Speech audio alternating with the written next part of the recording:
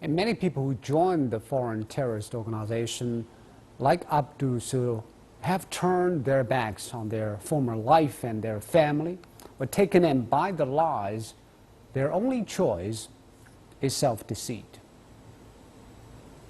Mana bu bizden çayxana emas, tamak yeydigan, çay qaynatadigan. Mana bu bizningki qo'mondonlik shtab.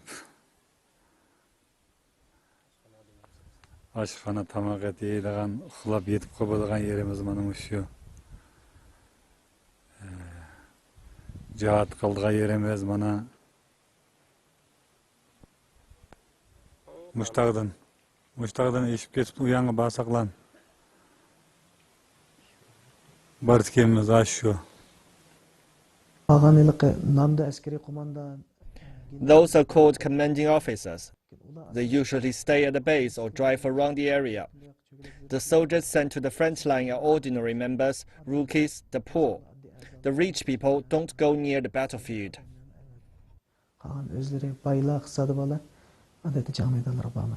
Mardan recalls that at the beginning, when the terrorist organization persuaded them to join, it promised them justice, equality, friendship, and mutual assistance.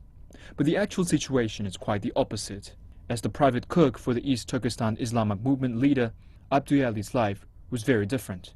We lived better as we lived with the boss. For example, we had meat with noodles for each meal as well as fresh fruits and drinks, much better than what the others got. And how do ordinary members live?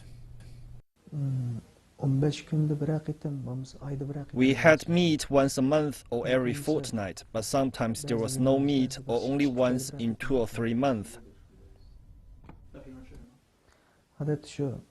Potatoes, tomatoes, and naan. Naan we made ourselves. Although living apart from their leaders, the ordinary members are well aware of the differences in lifestyle. There are always cars for the commanders and leaders, no matter where they're going. Maybe taking their wives and kids to hospital or going shopping. They basically always drive when they go out. The regular, poor members have to walk.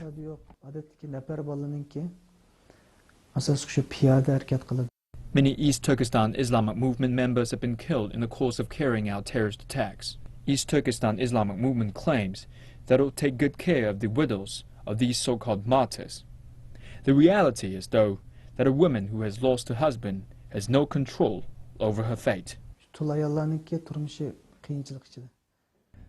Life for a widow is difficult as she'll always face problems.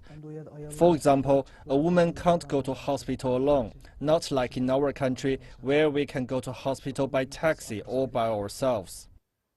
They must be taken to a hospital. They can't go to the market and buy things like food and vegetables by themselves. A woman must have a man to buy food and vegetables for her. That's how restricted women are. And their children can't be educated.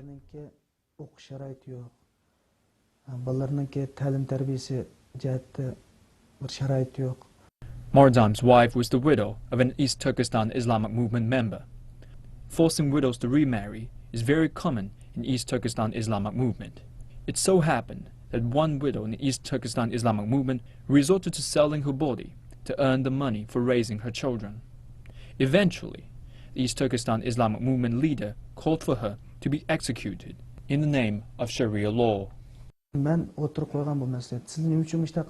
I tried to talk them out of it. I asked, why are you doing this? Is it right? They said, don't get involved. It may influence our business. And they called me out in front of everyone. They forced me to admit I was wrong. If you don't, it may cost you your life. I was scared and said I was wrong. Then they called out 20 or 30 people and declared me a sinner. I received 89 lashes. Now, despite being in detention center, Mardan feels much safer than he did in the overseas terrorist base. During the interview, he asked to say something to his parents, who he hasn't seen for 4 years.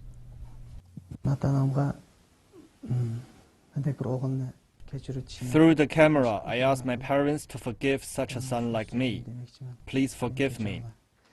I haven't done my duty as a son. I should be making a living at my age, and I should be making life better for you. But I haven't done so.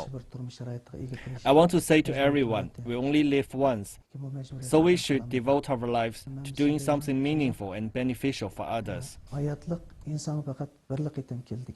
Şunun için insan hayatını ma'nilik ishlar bilan, boshqalarga manfaat yetkazadigan ishlar bilan o'tkazish kerak deb qaradim men.